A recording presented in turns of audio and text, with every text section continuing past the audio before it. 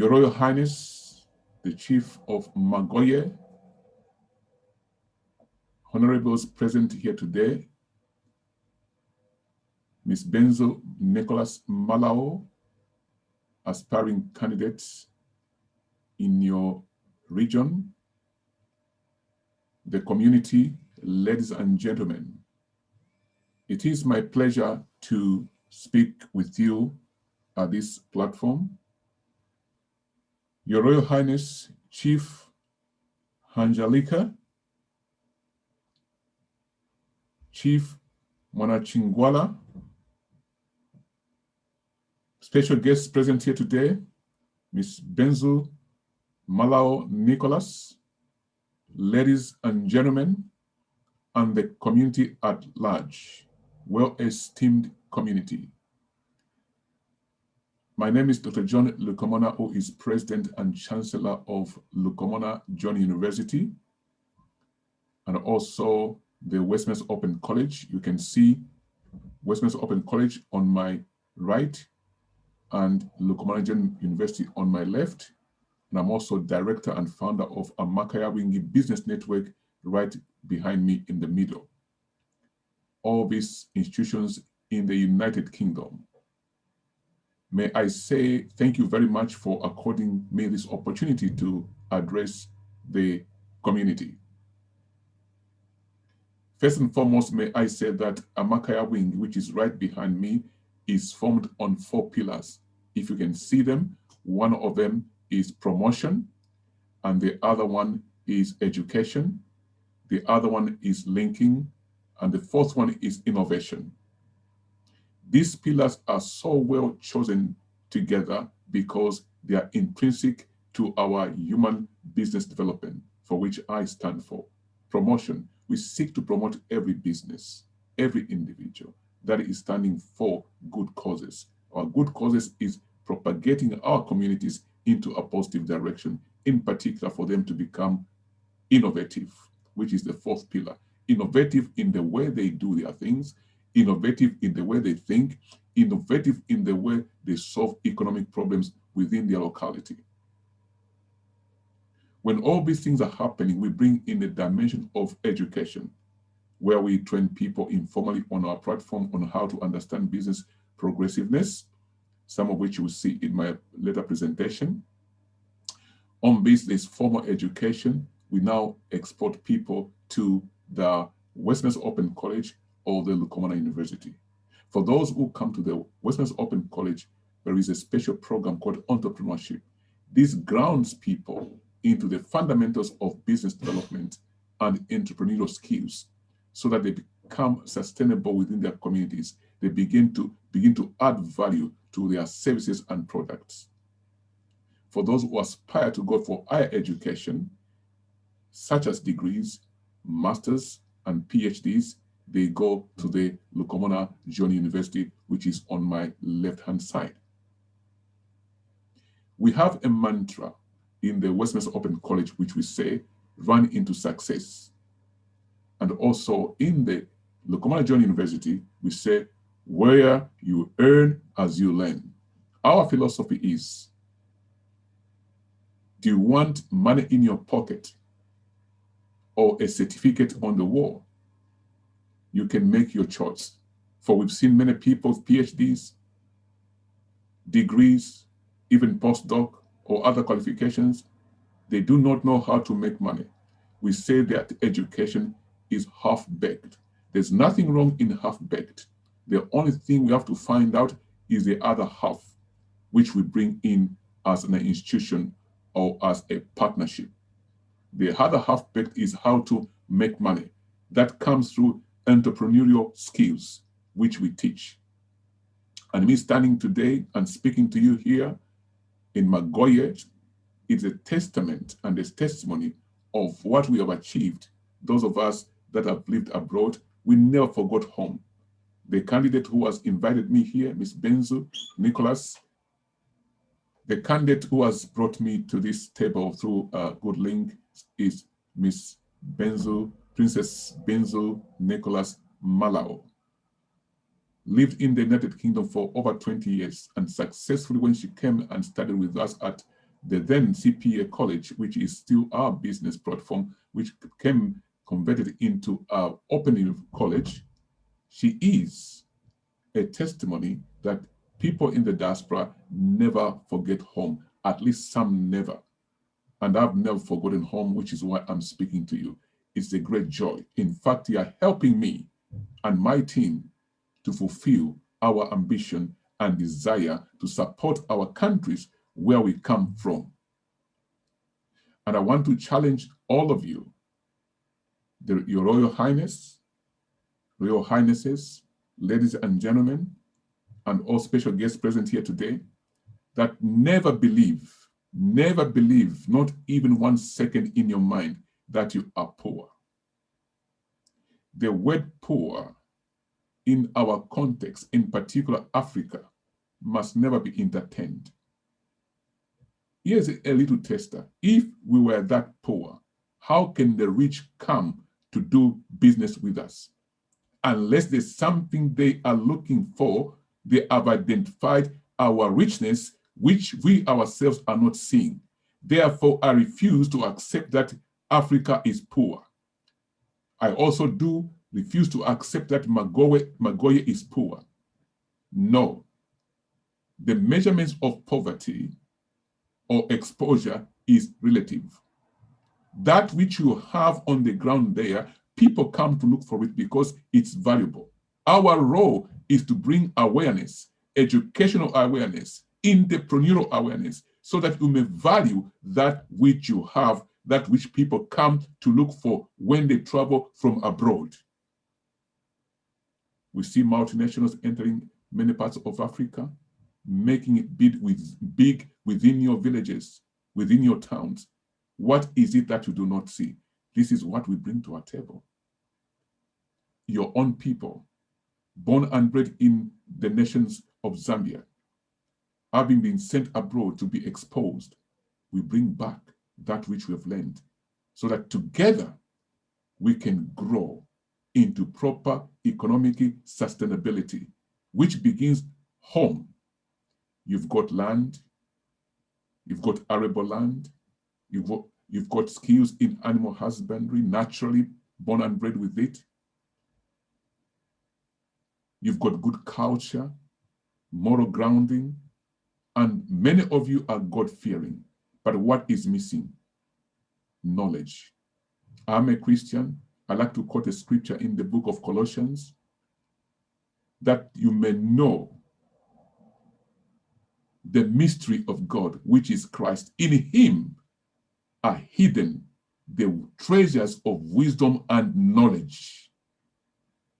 That is another added advantage. Now, there is that type of knowledge called entrepreneurial knowledge. It is still found in God, but people must teach it, hidden in education, academics. But the right education, which many of you and I never received, we've got it now. And we have structured a very good syllabus. There are examples where we've delivered this and people are doing very well. Currently, we have done over 45 documented successful entrepreneurs from our establishments. We are very soon approaching the mark of 80 and soon hundreds. We are teaching skills which make you transform the things you have already on the ground into financial excess. I use financial excess because you'll be so wealthy financially that you'll be able to help other communities. It is a seed. One seed, when it's planted, it does not come out as a seed that was planted. It comes out into multiples of beautiful flowers, branches, and fruit. This is what we bring to Magoye through the Westminster Open College, Lukomana Junior University, and the Makaya Wing. And I'm so pleased that you have become interested in listening to me and my team. We will deliver our program in English and the local language, so that English or the language is not a barrier. Somebody said other people are not educated because they don't understand English, and I said no, they are educated. Because they don't know English, it does not make them uneducated. English is a language which was chosen because of the historical factors that we went through. So locally, to develop, I do not need to know how to speak English. I just need to know how to translate what I have into economic development. But English becomes important because I have to aspire to international trade, which is where we are going to propagate some of you, those who are willing to learn with us. Let me now quickly, Your Royal Highness, ladies and gentlemen, and the people present here today, take you to the description of what we call the scholarship model for animal husbandry, rural areas, Africa.